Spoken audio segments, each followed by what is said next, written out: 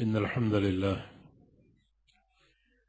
نحمده ونستعينه ونستغفره ونعوذ بالله من شرور أنفسنا ومن سيئات أعمالنا من يهده الله فلا مضل له ومن يضلله فلا هادي له وأشهد أن لا إله إلا الله وحده لا شريك له وأشهد أن محمدا عبده ورسوله يا أيها الذين آمنوا اتقوا الله حق تقاته ولا تموتن إلا وأنتم مسلمون يا أيها الناس اتقوا ربكم الذي خلقكم من نفس واحدة وخلق منها زوجها وبث منهما رجالا كثيرا ونساء واتقوا الله الذي تساءلون به والأرحام إن الله كان عليكم رقيبا يا أيها الذين آمنوا اتقوا الله وقولوا قولا سديدا يصلح لكم أعمالكم ويغفر لكم ذنوبكم ومن يطع الله ورسوله فقد فاز فوزا عظيما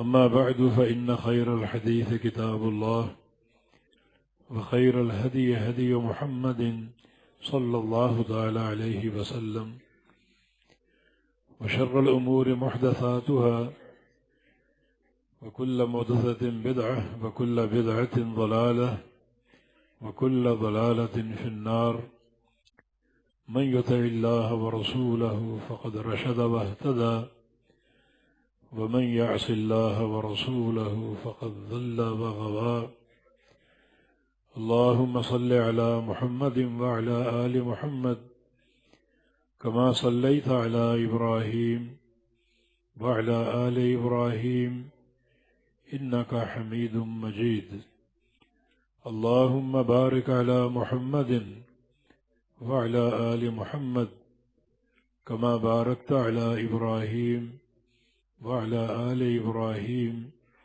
إنك حميد مجيد سبحانك لا علم لنا إلا ما علمتنا إنك أنت العليم الحكيم رب اشرح لي صدري ويسر لي أمري واحلل عقدة من لساني يفقه قولي أعوذ بالله من الشيطان الرجيم من همزه ونفخه ونفثه بسم الله الرحمن الرحيم وأن هذا صراطي مستقيما فاتبعوه ولا تتبعوا السبل فتفرق بكم عن سبيله ذلكم وصاكم به لعلكم تتقون حذیفہ بن یمان رضی اللہ تعالی عنہ اس لحاظ سے پوری امت کے محسن ہیں کہ انہوں نے نبی علیہ السلام سے اکثر شر کے امور کا سوال کیا تاکہ شر سے بچاؤ ممکن ہو، کیونکہ خیر کا نفع تبھی حاصل ہو سکتا ہے جب شر سے بچ جائیں۔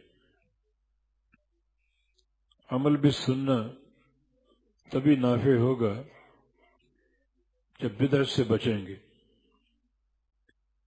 اور نور توحید تبھی آپ کو نفع دے گا جب شرک کی غلاظتوں سے بچیں گے۔ بقول شاعر نکتہ توحید سمجھ میں آ تو سکتا ہے، ذہن میں ہو بت خانہ تو کیا کہی۔ حذیفہ بن یمان رضی اللہ عنہ شر کے بارے میں سوال کرتے اور فتنوں کے باب میں ان کی احادیث صحیح بخاری مسلم میں بکثرت موجود ہے۔ فتنوں کی بہت سی قسمیں، کچھ فتنوں کا تعلق گناہوں سے ہے، کچھ فتنوں کا تعلق ان تکالیف سے ہے جو انسان کے بدن کو حاصل ہوتی ہیں، کچھ فتنے مالی اعتبار سے ہیں، مگر ان سارے فتنوں کا مداوع ممکن ہے۔ ایک فتنے کی تشخیص نبی علیہ السلام نے فرمائی ہے، یہ فتنہ وہ ہے جو انسان کے دل پر یلغار کرے۔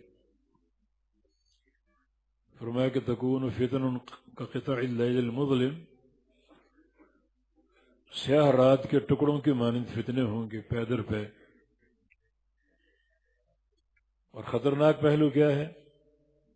یصبح الرجل فیہا مؤمنا ویمسی کافرا، کہ انسان صبح کو مومن ہوگا اور شام کو کافر بن چکا ہوگا، شام کو مومن ہوگا، صبح کو کافر بن چکا ہوگا۔ وجہ کیا ہوگی؟ یبیع دینہ بعرض من الدنیا، کہ دنیا کے معمولی مفاد کی خاطر اپنا دین، اپنا عقیدہ سب بیچ دے۔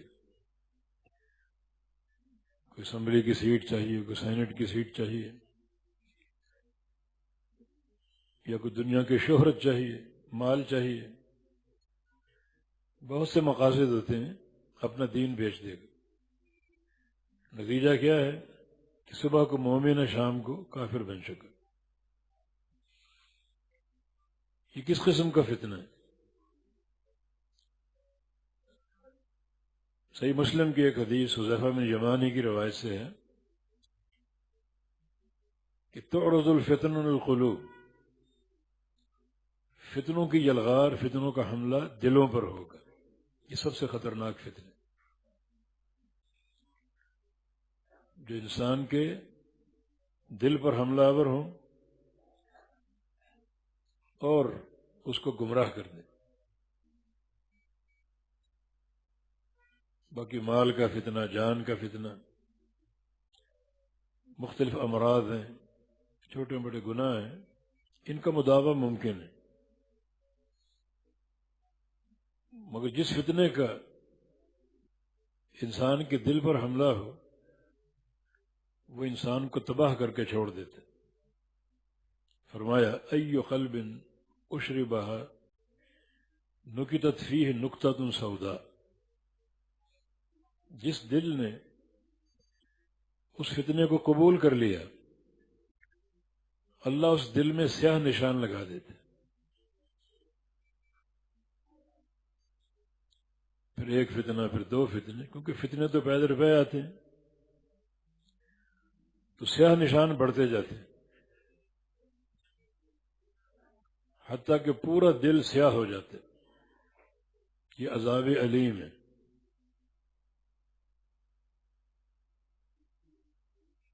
لو اننا نزلنا الیہم الملائکہ وکلمہم الموتى وحشرنا علیہم کل شیء قبولا ما كانوا ليؤمنوا الا ان شاء اللہ۔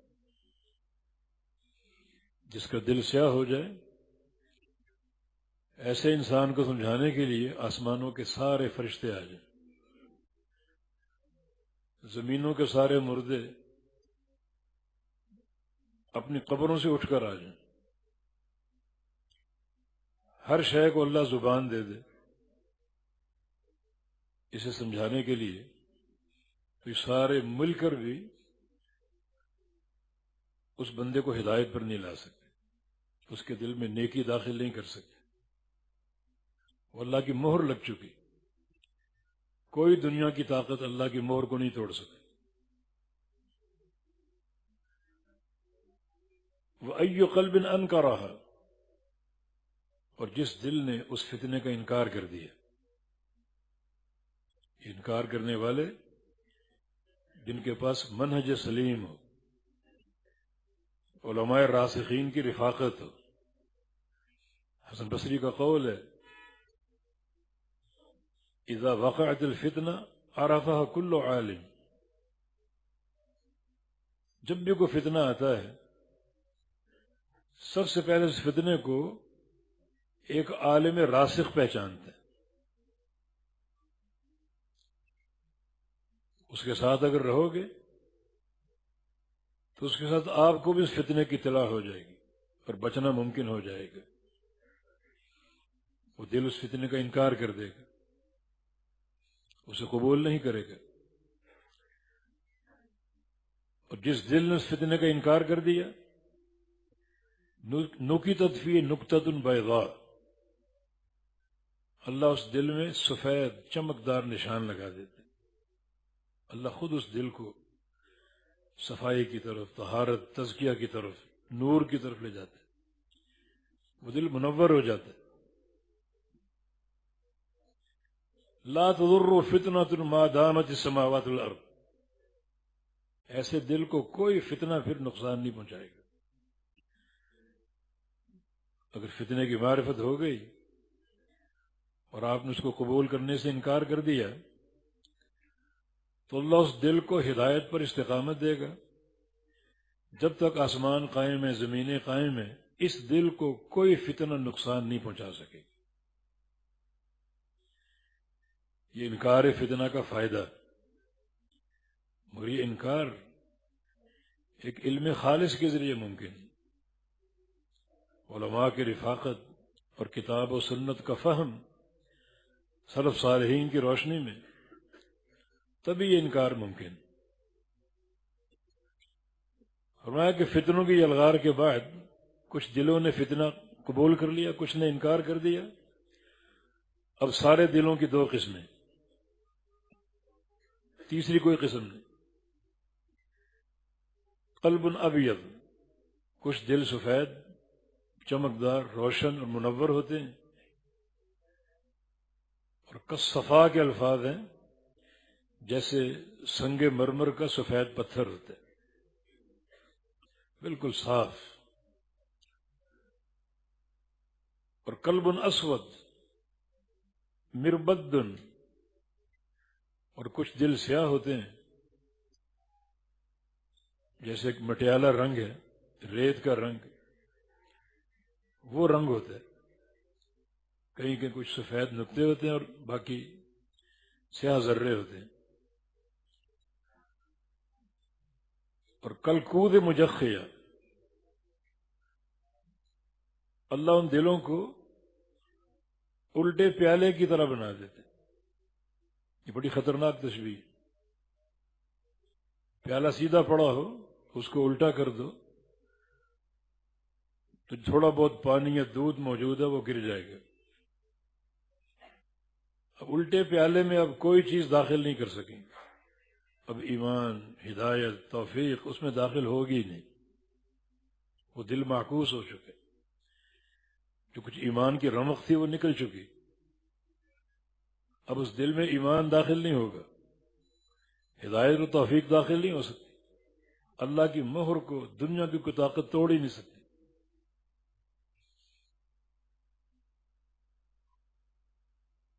یہ فتنوں کے دو نتیجے ہیں، تیسرا کوئی نتیجہ نہیں. یہ فتنہ کا لغوی معنی ہے سونے کو آگ میں ڈالنا تاکہ اس کی کھوٹ نکل جائے اور سونا خالص ہو جائے. اسی سے فتنہ کا لفظ ہے. جب آتا ہے کچھ لوگ خالص سونا بن جاتے ہیں اور کچھ نرے کھوٹے بن جاتے ہیں. تیسری کوئی صورت نہیں. منہج کی پہچان ضروری ہے اور فتنوں کا ادراک ہونا چاہیے.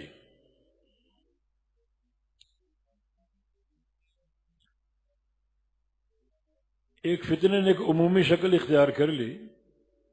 گزشتہ دنوں ایک ڈاکٹر صاحب تشریف لائے تھے ہندوستان سے. ہمارے دل میں ان کی عقیدت ہے مگر بہت سے ابہام چھوڑ کے چلے گئے. سب سے بڑا ان کا ابہام، جو ایک طرز عمل ان کا، اہل بدعت کی محبت، ان کی دوستی پر فخر، مظاہر عمومی میں ان کا نام لینا. اب جن دلوں میں عقیدت ہے، یہ فتنہ ان دلوں پر یلغار کر سکتا ہے کہ فلاں صاحب اتنے بڑے، اتنا بڑا نام. جب ان کا یہ کردار ہے تو یہ درست ہے.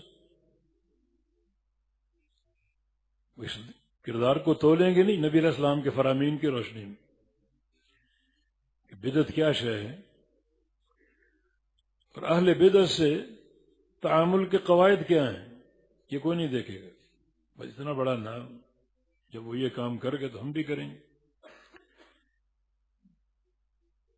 آخر دلوں میں عقیدت جو ہے، ہمارے دل میں بھی عقیدت تھی اور ہے،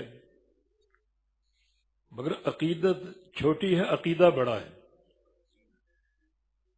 عقیدت عقیدے کے تابع ہے، عقیدہ عقیدت کے تابع نہیں ہے.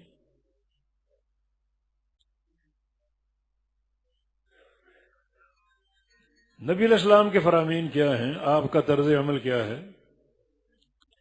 3 باتیں پیش کرتا ہوں. ایک آپ کا ہر جمعے کا خطبہ، جب وہ الفاظ آپ کہتے تو حدیث کے الفاظ ہے کہ علی صوتہ، آپ کی آواز اونچی ہو جاتی. مسجد نبوی کے ممبر سے وہ الفاظ ادا کرتے اور وہ آواز آپ کی بازار میں جاتی. احمر وجہ، چہرہ سرخ ہو جاتا. وانتفخت اوداجہ، اور یہ گردن کی رگیں پھول جاتی. اما بعد فإن خیر الحدیث کتاب اللہ وخیر الہدی ہدی محمد صلی اللہ علیہ وسلم وشر الامور محدثاتها. آپ بتا رہے ہیں دنیا کو، پوری امت کو، کہ سب سے بہترین چیز کیا اور سب سے بدترین چیز کیا. ان الفاظ کی کوئی قیمت نہیں. نبی علیہ السلام کے فرمان کا کوئی معنی نہیں، کیونکہ سب سے بہترین چیز کتاب اللہ، کلام سب سے بہترین کتاب اللہ، اور سب سے بہترین طریقہ محمد مصطفیٰ علیہ السلام کا طریقہ ہے. اور سب سے بہترین کے مقابلے میں سب سے بدترین چیز بھی ہے. بشر الامور محدثاتها، جو نئی چیز ہے جس کو بدعت کہا جاتا ہے. ایک ہے خیر الامور اور ایک ہے شر الامور. خیر الامور محمد مصطفیٰ علیہ السلام کی سنت. شر الامور ہر نئی چیز، نہ قرآن میں نہ حدیث میں، وہ شر الامور ہے. تو شر الامور کو اختیار کرنے کا جواز ہے کوئی؟ پیارے پیغمبر جس کو سب سے بدترین قرار دیں، کوئی جواز ہے اس کے اختیار کرنے کا؟ پھر جو چیز شر الامور ہے اس کو اختیار کرنے والا بندہ بہترین ہو سکتا ہے، اچھا ہو سکتا ہے. دیکھیں نبی علیہ السلام امت کے حریص تھے، ان کی نجات کے، کامیابی کے. آپ کا ارشاد گرامی انی لآخذ بحجتکم عن النار وانتم تقحمون فیہا. میں جب وعظ کرتا ہوں میری یہ خواہش ہوتی ہے ابھی تم کو پکڑوں اور تم کو جہنم سے باہر نکال لوں.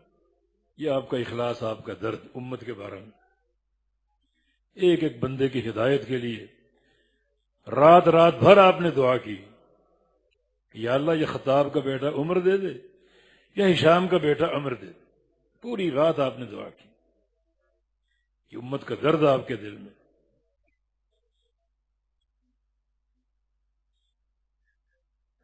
یہی نبی صلی اللہ علیہ وسلم جب قیامت کا دن ہوگا آپ کا فرمایا انی فراتم علی الحوض، اپنے حوض پر میں تم سے پہلے پہنچ جاؤں گا اور تمہاری آمد کا انتظار کروں گا، تمہیں جام کوثر پیش کروں گا. ایک بڑا جتھا آئے گا، آپ سراپا اشتیاق بن کے ان کے استقبال کی تیاری کریں گے. آپ پہچان جائیں گے. یہ پہچاننا ذوات کا نہیں، صفات کا. ایک معرفت ذاتی ہوتی ہے، کسی بندے کو آپ جانتے ہیں یہ فلاں ہیں، یہ فلاں، یہ فلاں. اور ایک معرفت صفات کے ساتھ ہوتی. آپ صفات سے پہچان جائیں گے. ان سب کے وضو کے اعضاء چمک رہے ہیں، اور اعضاء وضو کی چمک یہ امت محمدیہ کا خاصہ ہے صلی اللہ علیہ وسلم. ان امتی یاتون یوم القیامہ غرم محجلین من آثار الوضو.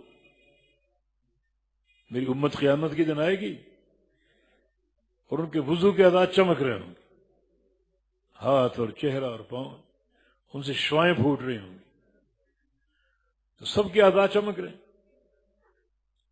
میری امت آ رہی، بڑا جتھا، بڑی جماعت،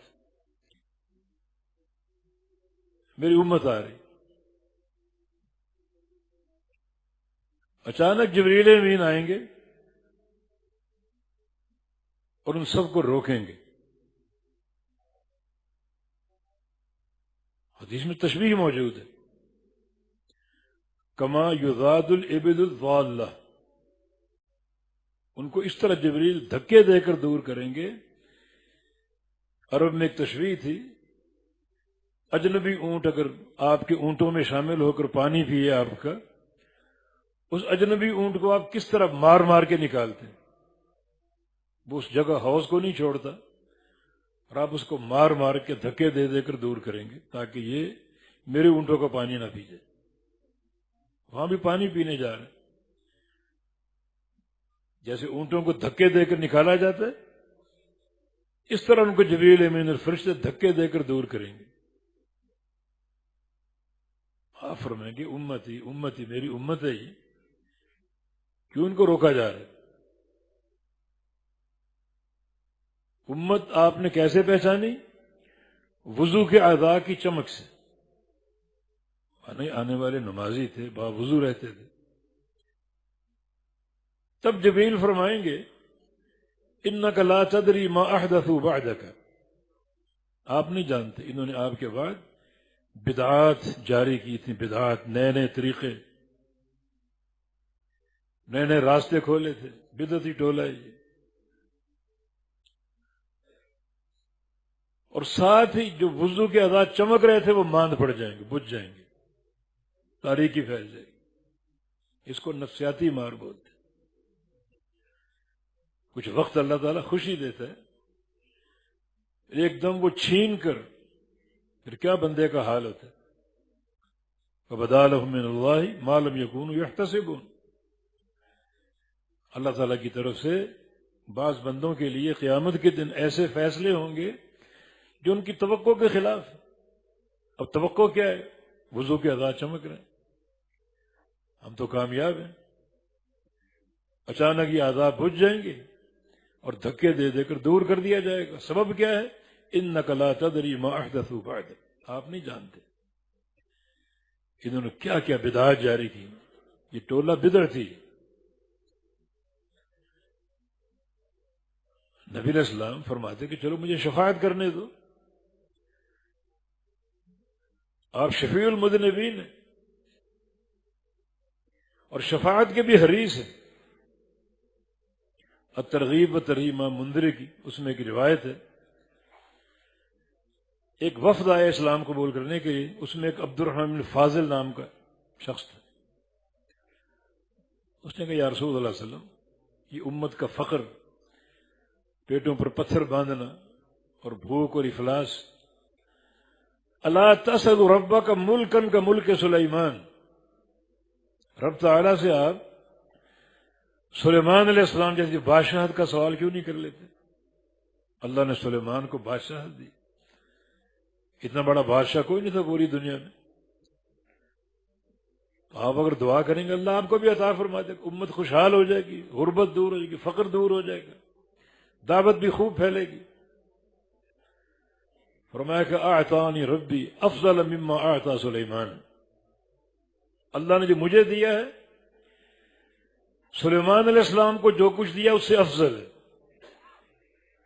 بڑا خوشی کا اظہار آپ نے کیا.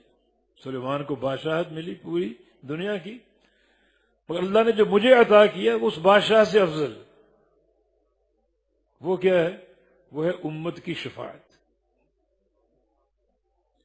اپنی امت کی شفاعت کروں گا اور میری شفاعت سے آدھی سے زیادہ امت جنت میں داخل ہوگی. تو آپ شفاعت آپ کا حق ہے، آپ کا مقام، آپ روک لیتے شفاعت کرنے کو. لیکن آپ کا رویہ کیا ہوگا اور آپ کے الفاظ کیا ہوں گے؟ سحقاً سحقاً لمن غیر بعدی، جنہوں نے میرے بعد میرے دین کو تبدیل کیا، بدعات جاری کی، ان سب کو مجھ سے دور کر دو، ہٹا دو ان کو، میری نظروں سے دور کر دو۔ نبی اپنی امت کے افراد سے اس قدر نفرت کا اظہار، جی بدعتی ٹولہ نفرت کے قابل، تو یہ کون سا منہج ہے؟ ہم ایسے ٹولے سے اظہار محبت کریں، اظہار عقیدت کریں، مظاہر عمومی ان کی تعریف کریں، ان کی ثنائیں پڑھیں، فلاں شخصیت پوری دنیا میں سب سے اعلم اور افضل، خلاف منہج، یہ ایک فتنہ ہے۔ اب جن دلوں میں عقیدت ہے، اس فتنے کی یلغار ہو سکتی کہ فلاں شخص نے یہ کہہ دیا۔ یہ محبت کسی صورت قابل قبول نہیں، ان سے دوری اختیار کرنے کا حکم نبی علیہ السلام نے ایک تشبیہ دی ہے، اس پر غور کرو۔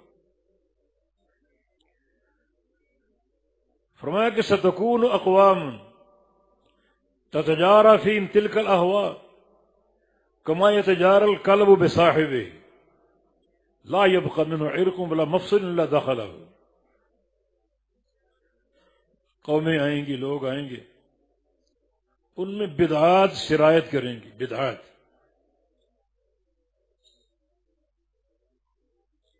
یہ ان قوموں کا ایک نقطہ وبال ہے۔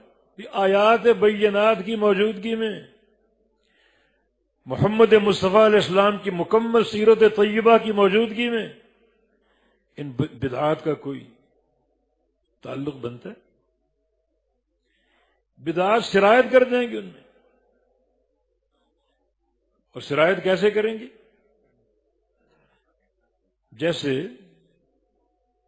کلب ایک مرض ہے، یہ سرایت کر جاتا ہے۔ اللہ کے نبی کیا بتانا چاہ رہے ہیں؟ کہ جن لوگوں میں بدعات سرایت کر دیں، ان سے آپ نے دوری اختیار کرنی ہے، جیسے کلب کے مرض والے سے اختیار کرتے ہیں۔ کلب کتے کو بولتے ہیں، اور کتا اگر بھاولا ہو جائے، وہ کسی کو کاٹ لے، وہ بھی بھاولا بن جاتے ہیں۔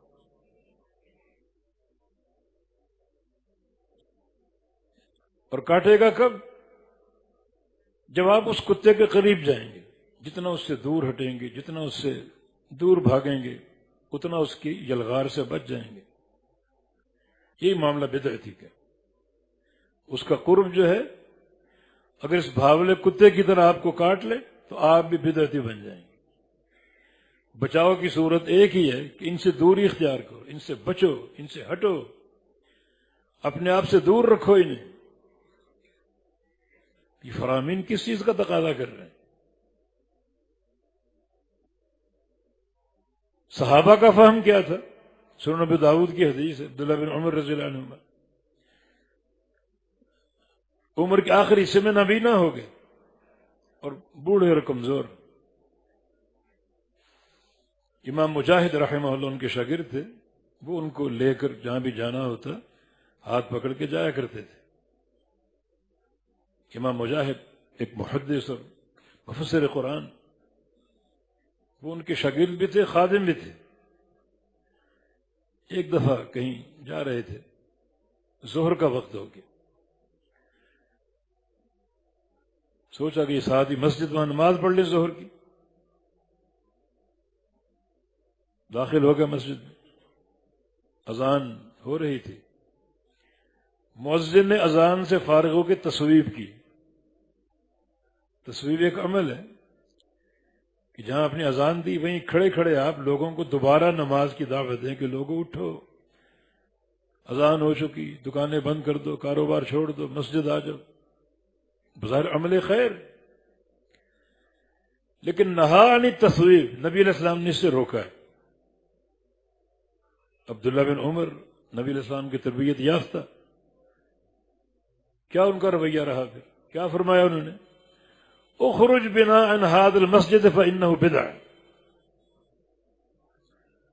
ہم اس مسجد سے نکال کر لے جاؤ، یہ بدعت ہے، ہم یہاں نماز بھی نہیں پڑھ سکتے، رک بھی نہیں سکتے۔ اس قدر اظہار نفرت۔ یہ پیغمبر علیہ السلام کی تربیت کے نقوش ہے کہ بدعت انسان کا قرب جو ہے وہ بھاولے کتے کے قرب جیسا ہے. کسی کو کاٹ لے تو وہ بھاولا بن جاتا ہے. اور بدعتی کا اگر اس کی بدعت اور جہالت آپ کے اندر داخل ہو گئی تو آپ بھی بدعتی بن جائیں گے اور بنتے رہیں گے. اس میں ترقی ہوتی رہے گی. جیسے وہ لوگ جو ایک مسجد میں حلقہ بنا کر ذکر کر رہے تھے کوفہ کی مسجد میں، اور جناب عبداللہ بن مسعود رضی اللہ عنہ ان کو سمجھا رہے ہیں کہ لوگوں یہ بدعت ہے، اجتماعی ذکر کرنا بدعت ہے. ذکر ٹھیک کر رہے تھے مگر جو حلقہ بنا کر ایک امیر کے تحت اجتماعی ذکر بدعت ہے. لوگوں نے کہا ما اردنا الا الخیر، ہماری نیت اچھی ہے، اچھا کام ہی تو ہے، کوئی برائی تو نہیں کر رہے. فرمایا کم من مرید للخیر نہیں یصیبہ، بہت سے لوگ ان کا ارادہ خیر کا ہوتا ہے مگر خیر ان کو حاصل نہیں ہوتی. ارادہ خیر کا ہے مگر خیر حاصل نہیں ہوتی. خیر کی اساس کتاب اللہ اور سنت رسول اللہ صلی اللہ علیہ وسلم، بدعی طریقے نہیں. انہوں نے صحابی کی بات قبول نہیں کی. سند کا کرابی ابو سلمہ بن عبد الرحمن ان سب لوگوں کو میں نے بعد میں دیکھا خارجی بن چکے تھے. اور جنگ نہروان میں نبی علیہ السلام کے صحابہ پر تیر برسا رہے تھے. بدعت کا انجام داخل ہو جائے تو بندہ بدعتی بن جاتا ہے اور وہ بدعت بڑھتی رہتی بڑھتی رہتی بڑھتی رہتی. ہمارے دلوں میں عقیدت ہے مگر یہ تعامل قابل قبول نہیں. عقیدت عقیدے کے تابع ہے. عقیدہ عقیدت کتابیں نہیں بلکہ عقیدت کی اساس صحت عقیدہ ہے، کتاب و سنت.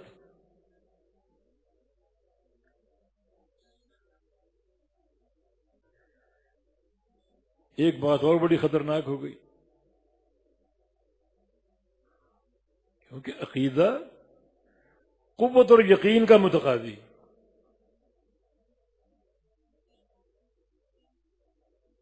اس میں شک نام کی کوئی چیز نہیں. ان عبداللہ بن مسعود کا قول صحیح بخاری میں الیقین الایمان کلہ، یقین ہی پورا ایمان ہے. یقین ایک دولت ہے. ایک چیز کو اختیار کریں پورے یقین اور وثوق کے ساتھ. اس جملے کی گنجائش نہیں کہ میں بھی صحیح اور وہ بھی صحیح. یہ جملہ شک کا مظہر ہے، یقین کے خلاف، بصیرت کے خلاف. قبر میں دو طرح کے لوگ ہوں گے فرشتوں کے سوال کا جواب دینے کے لیے. من ربک، من نبیک، ما دینک. یہ تین ہی سوال. رب کون ہے، دین کیا، اور نبی کون. سوال آسان ہے مگر جواب، اس جواب کے پیچھے پوری زندگی کا مجاہدہ. پوری زندگی کس کو رب مانا آپ، کس کو مشکل کشا مانا، کس کو حاجت روا مانا، کس کو عبادت کے لائق مانا. یہاں بڑے بڑے بت گر جائیں گے، کوئی غوث اعظم کا نام لے رہا ہے اور کوئی فلاں مشکل کشا، فلاں حاجت روا، فلاں دستگیری کرنے والا. ان کی مت ماری جائے گی، اس سوال کا جواب دے ہی نہیں پائیں گے. ہاں ہاں لا ادری، ہاں ہاں لا ادری، میں نہیں جانتا، میں نہیں جانتا. ساتھ ایک جملہ کہیں گے سمعت الناس یقولون قولا فقلتہ. میرے پاس بصیرت نہیں تھی، لوگوں کی باتیں سنتا اور ان کو اختیار کر لیتا. دائیں بائیں جو باتیں ہو رہی ہیں وہ سنتا اور قبول کر لیتا. دین کا معاملہ اتنا گرا ہوا تھا، دنیا کا معاملہ نہیں. دنیا میں تو چھوٹا سا سودا آپ نے کرنا ہو تو 36 دکانیں گھومتے ہو، تحقیق اور اچھی چیز کہاں سے ملے گی. لیکن دین جو کوئی بات کرے قبول کر لیتا. فرشتے کیا کہیں گے، علی الشک کنت وعلیہ مت وعلیہ تبعث یوم القیامہ. تیری پوری زندگی شک پر گزری تھی. اللہ کے بندو، یہ سنی سنائی باتیں یہ شک کی بنیاد ہے. اسی شک پر تو مرا، تیری موت اس شک پر ہوئی، اور یہ شک لے کے اٹھے گا قیامت کے دن. تو شک کی شک ہے، زندگی شک، قبر میں شک، قیامت کے دن شک، تو کامیاب ہو ہی نہیں سکتا۔ یہ شک کا معاملہ بڑا کچا معاملہ ہے۔ اعتقادی امور میں شک کی گنجائش نہیں، یہ ایک یقین کی حقیقت ہے۔ اور جو لوگ جواب دے دیں گے ربی اللہ، دین الاسلام، نبی محمد صلی اللہ علیہ وسلم، فرشتے پوچھیں گے کہ تمہیں یہ جواب کیسے معلوم؟ کہے گا ہمارے پاس اللہ کا رسول ہے بینات لے کر، ہم اس پر ایمان بھی لائے اور اس کی اتباع بھی کی۔ یعنی صحت جواب کی اساس نبی کی اتباع ہے، ایرے غیرے کی بات سن کر نہیں، قال فلان اور قیل کذا، یہ نہیں، قال رسول اللہ، قال اللہ وقال رسول اللہ، یہ یقین کی اساس۔ فرشتے دیکھیں گے شاباش، عدل یقین کنت وعلیہ مت وعلیہ تبعث یوم القیامہ، تیری پوری زندگی یقین پر گزری، یقین پر تیری موت آئی، اور یقین کے ساتھ تو اٹھے گا قیامت کے دن۔ یقین یقین، دنیا کی زندگی یقین، قبر میں یقین، قیامت کے دن یقین، تو ناکام ہو ہی نہیں سکتا۔ تیرے عقیدے کی اساس یقین ہے۔ عقیدہ ڈھیلا ڈھالا نہیں ہوتا، میں بھی ٹھیک وہ بھی ٹھیک، میں بھی ٹھیک وہ بھی ٹھیک، توحید بھی ٹھیک، شرک بھی ٹھیک، سنت بھی ٹھیک، بدعت بھی ٹھیک، یہ عقیدہ نہیں ہے۔ عقیدہ یقین کا متقاضی، یقین کا طالب ہے۔ ایک دن ابو ہریرہ رضی اللہ عنہ نبی علیہ السلام سے اداس ہو گئے، صبح کا وقت آپ کو تلاش کر رہے ہیں، کہاں اپنے نبی سے ملوں، اداسی دور کرو۔ اللہ نے دل میں بات ڈال دی اس باغ میں نہ ہو، ابو طلحہ کا باغ تھا، اس باغ میں نہ ہو۔ چاروں طرف گھوم کے دیکھا، دروازہ بند تھا، کوئی رستہ نہیں تھا۔ اب باغ میں جہاں سے پانی داخل ہوتا تھا وہاں کچھ شگاف تھا، جسم کو سکیڑا اور سکڑ کر باغ میں داخل ہو گئے۔ سامنے رسول اللہ تشریف فرما، آنکھیں ٹھنڈی ہو گئیں، اداسیاں دور ہو گئیں۔ نبی علیہ السلام نے ایک انعام دیا، ابو ہریرہ جاؤ، باغ کے باہر جاؤ، من لقیت وراء هذا الحائط یشهد ان لا الہ الا اللہ وانی رسول اللہ مستيقنا بها قلبه فبشره بالجنہ۔ اس باغ کے باہر جو آپ کو ملے اللہ کی توحید کی گواہی دیتا ہوا اور میری رسالت کی گواہی دیتا ہوا، لیکن مستيقنا بها قلبه، پورے دل کے یقین کے ساتھ، کوئی ڈھیلی گواہی نہیں، شک پر مبنی گواہی نہیں، پورے دل کے یقین کے ساتھ گواہی دیتا ملے، یقین ہو مستيقنا بها قلب۔ اور ایک حدیث میں غیر شاک فیہما، کوئی شک نہ ہو، کوئی تردد اور کوئی خلجان نہ ہو، پورے یقین اور وثوق کے ساتھ گواہی دیتا ہو تو بشر بالجنہ، اس کو جنت کی بشارت دے۔ بڑا انعام ہے۔ انعام کے پیچھے عقیدہ ہے، عقیدہ توحید، عقیدہ رسالت، اور عقیدہ توحید اور عقیدہ رسالت کی اساس یقین، یقین کامل، تصدیق جازم۔ یہ تو فقہا نے کچھ عبارتیں لکھی ہیں، مذہبنا حق یحتمل الخطأ، مذہب غیرنا خطأ یحتمل الصواب۔ میرا مذہب سچا ہے، ہو سکتا ہے غلط ہو، مخالفین کا مذہب جھوٹا ہے، ہو سکتا سچے ہوں۔ یہ عقیدے کی بات ہے، منہج کی بات ہے، شک کی شک۔ اگر کتاب و سنت کا نور آپ کے پاس ہے، یقین کامل آپ کے پاس، پھر ڈھیلی بات نہیں چلے گی۔ ہم نے بہت سے لوگوں کو یہ بات سن کر پھسلتے ہوئے دیکھا، بڑا افسوس۔ اساس محض عقیدت، واللہ اگر یہ عقیدت نہ ہوتی ہم یہ باتیں نہ کرتے۔ بہت سے لوگ باتیں کرتے ہیں، ہم صرف نظر برتتے ہیں، وہ یہ عقیدت لوگوں کے بہکنے کا، پھسلنے کا سبب بن گئی۔ نہیں، ایمان، عقیدہ، عقیدہ توحید، یہ یقین کامل کا نام ہے، ڈھیلی بات کا نام نہیں ہے، کوئی ایسا معاملہ جس میں شک و شبہ کی گنجائش ہو، نہیں۔ ہماری شریعت کا آغاز کہاں سے ہوتا ہے؟ ذالک الکتاب لا ریب فیہ،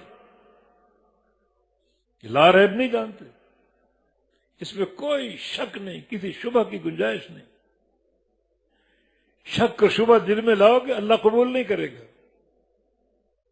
دل کے گہرائیوں کے ساتھ، پورے یقین اور وثوق کے ساتھ ان معتقدات کو قبول کرو۔ ہزار عقیدت کے باوجود یہ بات ناقابل قبول۔ عقیدے کی غیرت پیدا کرو، کتاب و سنت کا نور یہ یقین کی اساس ہے۔ کتاب و سنت بھی ہو اور شک بھی ہو، میں بھی ٹھیک وہ بھی ٹھیک۔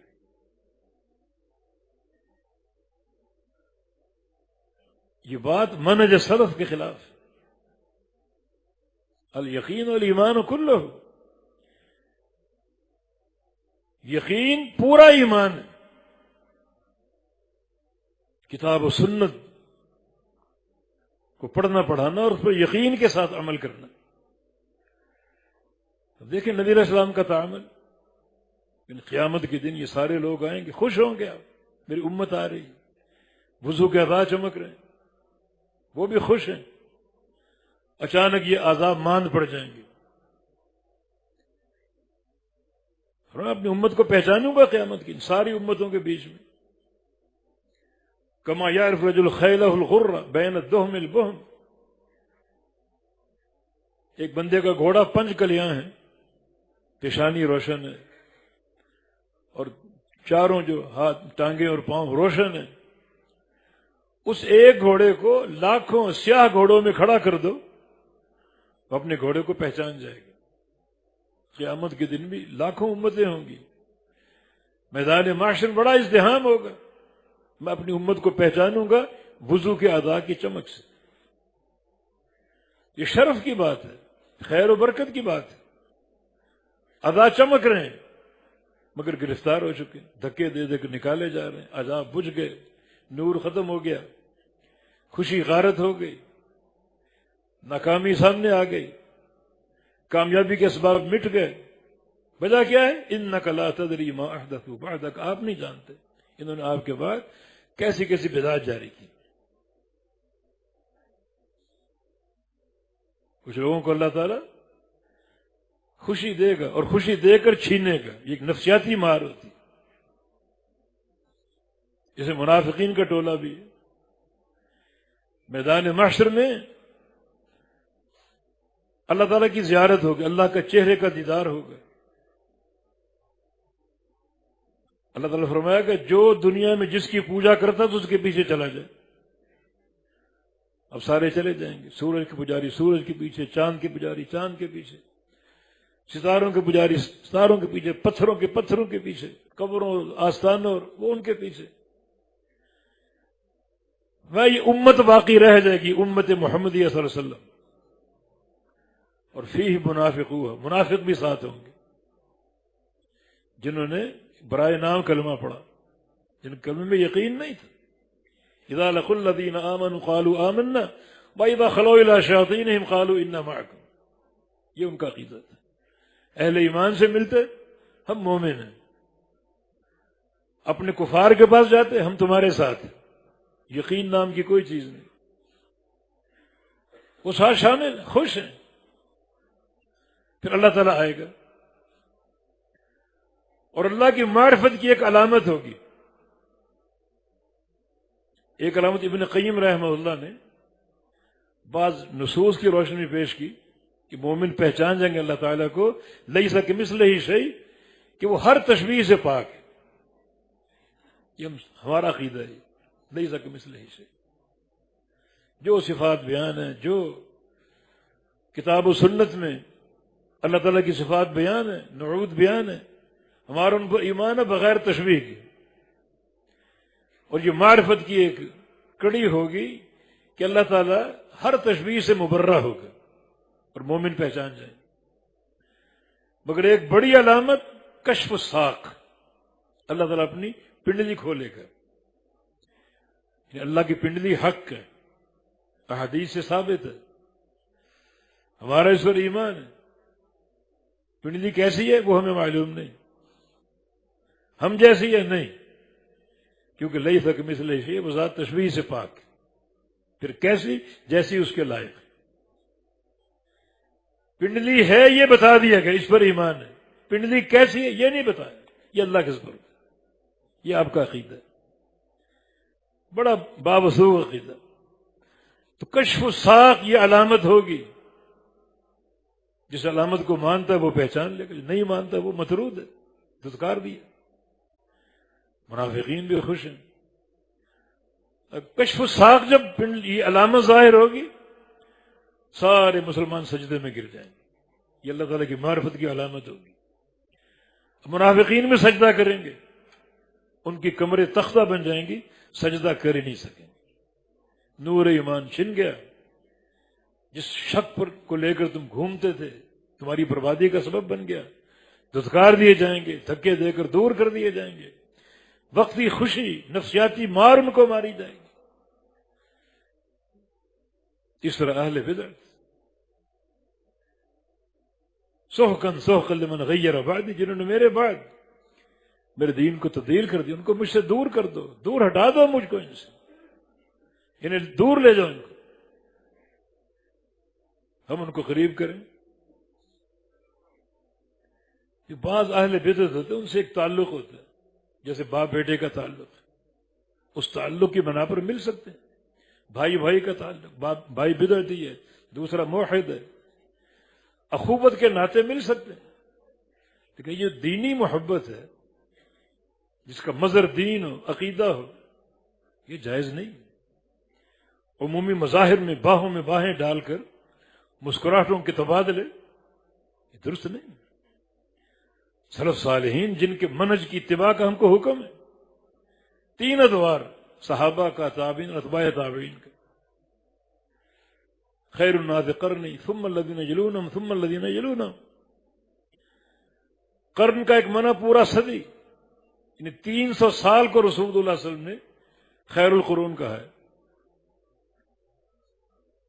صحابہ اس لیے خیر القرون ہے کہ انہوں نے علم نبی علیہ السلام سے لیا، تابعین اس لیے کہ انہوں نے علم صحابہ سے لیا، اتباع تابعین اس لیے کہ انہوں نے علم تابعین سے لیا۔ یہ تینوں خیر کا مجموعہ ہے۔ صحیح بخاری کی حدیث ہے، یغدو فئام من الناس، ایک جماعت نکلے گی جہاد کے لیے، پوچھا جائے گا حل فیکم من صاحب رسول اللہ صلی اللہ علیہ وسلم، کہ تم میں ایک اللہ کے نبی کا صحابی ہے، ایک، صرف ایک؟ کہا جائے گا ہاں وہ فلاں نبی علیہ السلام کا صحابی۔ فیفتح اللہ لہم، اللہ اس صحابی کے وجود کی برکت سے اس جماعت کو فتح عطا فرما دے۔ پھر ایک اور جماعت کچھ عرصے بعد نکلے گی، اب صحابہ تو ختم ہو چکی، پوچھا جائے گا تم میں کوئی ایسا شخص ہے جس نے کسی صحابی کو دیکھا ہو؟ ہاں فلاں ہے، اللہ تعالیٰ اس فلاں کی برکت سے بھی اس جماعت کو فتح دے دے گا۔ کچھ عرصے بعد ایک اور جماعت نکلے گی، پوچھا جائے گا کوئی ایسا شخص ہے تم نے جس نے اس شخص کو دیکھا ہو جس نے صحابی کو دیکھا، یعنی تابعی کو دیکھا؟ ہاں فلاں ایک ہے اتباع تابعین میں سے، اللہ اس کے وجود کی برکت سے بھی اس جماعت کو فتح عطا فرما دے۔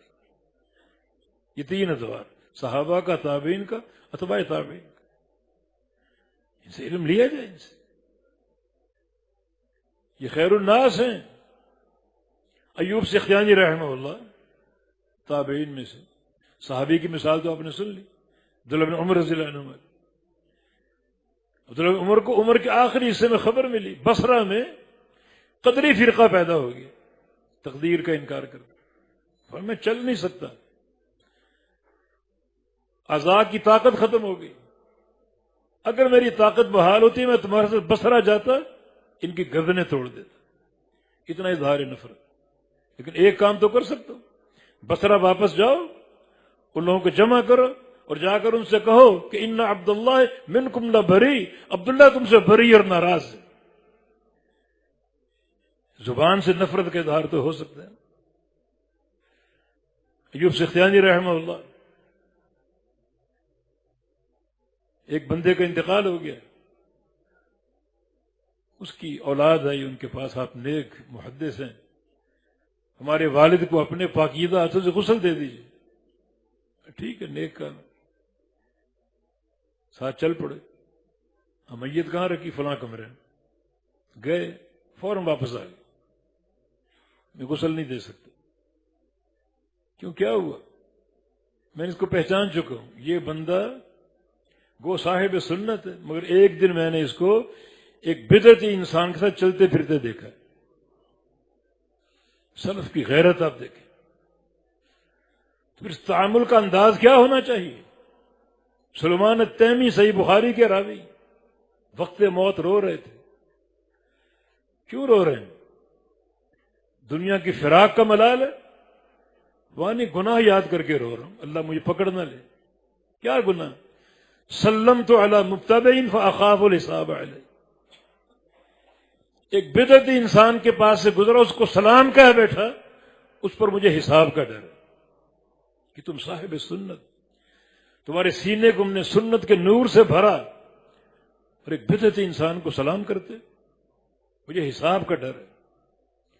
یہ سلف صالح ہیں۔ قاضی فضیل بن عیاض رحمہ اللہ، امام ذہبی نے اس کو شیخ الاسلام لکھا ہے۔ عبداللہ مبارک جیسے محدث ان کا شاگرد ہے، اور ان کا قول ہے اس وقت روئے ارضی پر قاضی فضیل سے افضل کوئی نہیں۔ ان کے اقوال آپ پڑھی، 4 باتیں انہوں نے کی۔ من فقر صاحب بدعت فقر اعان علی ہدم الدین، جو بدعتی انسان کی تعظیم کر لے اس نے دین کی عمارت کو ڈھا دیا۔ یہ حدیث بھی ہے، نبی علیہ السلام کا فرمان بھی ہے، من وقر صاحب بدعت فقد اعان علی ہدم الدین، یہ کس نے بدعتی انسان کی تعظیم کر لی اس نے دین کی عمارت کو ڈھا دیا۔ اور من مشى فی جنازتہ فهو فی سخط حتی یرجع، جو بندہ کسی بدعتی انسان کے جنازے میں شریک ہے جب تک وہاں موجود ہے اس پر اللہ کی پھٹکاریں برستی رہیں۔ من زوج کریمۃ مبتدع فقد قطع رحمہ، اپنی بیٹی یا بہن کسی بدعتی کے نکاح میں دے دی، اس نے اس کا رشتہ وہیں کاٹ دیا، اپنا رشتہ اس سے توڑ دیا، کاٹ دیا، قطع رحمی کی تم نے۔ یہ مت سمجھو کہ بوجھ اتر گیا، رشتہ قائم رہے یا نہ، نہیں، جب رشتہ کاٹو گے اس کی جواب دہی ہے۔ آپ جانتے ہیں رشتہ جو ہے معلقۃ بالعرش، رشتہ اللہ کے عرش سے لٹکا ہوا ہے، اور رشتے کی زبان پر مسلسل ایک ہی دعا ہے، اللہم صل من وصلنی واقطع من قطعنی۔ رشتہ کہہ رہے، یا اللہ جس نے مجھے جوڑا اسے تو جوڑ لے اپنی رحمت کے ساتھ، جس نے مجھے توڑا اسے تو بھی توڑ کر پھینک دے۔ رشتہ کو معمولی شے نہیں، رحم عربی لفظ ہے، اللہ نے اپنے نام کو پھاڑ کے ہی لفظ نکالا ہے۔ اللہ رحمان ہے، رحمان سے رحم کا لفظ نکالا، رشتہ اپنے نام کو پھاڑ کے نکالا۔ اور فرمایا کہ من تبصر فی وجہ مبتدع فقد استہان ما انزل اللہ، اور کوئی بدعتی کو دیکھ کے مسکراتا ہے اس نے اللہ کی شریعت کا مذاق اڑایا۔ قاضی فضیل بن اتباع تابعین میں سے، یہ بھی خیر القرون کا دور، سلف کی فکر کیا تھی، سلف کا منہج کیا تھا۔ یہ دورہ جو ہے کچھ شکوک اور شبہات پیدا کر گیا، اور شبہات میں گرفتار ہونا، اللہ کے بندو، عقیدے کا منہج کا یہ ایک سمجھو جنازہ نکل گیا۔ عقیدہ منہج کی یقین کا نام، کتاب و سنت کے آپ حامل ہوں اور آپ کے اندر شک ہو، یہ توہین ہے کتاب و سنت کی۔ کتاب و سنت یقین چاہتا ہے، بصیرت چاہتا ہے، کسی قسم کا شک نہیں۔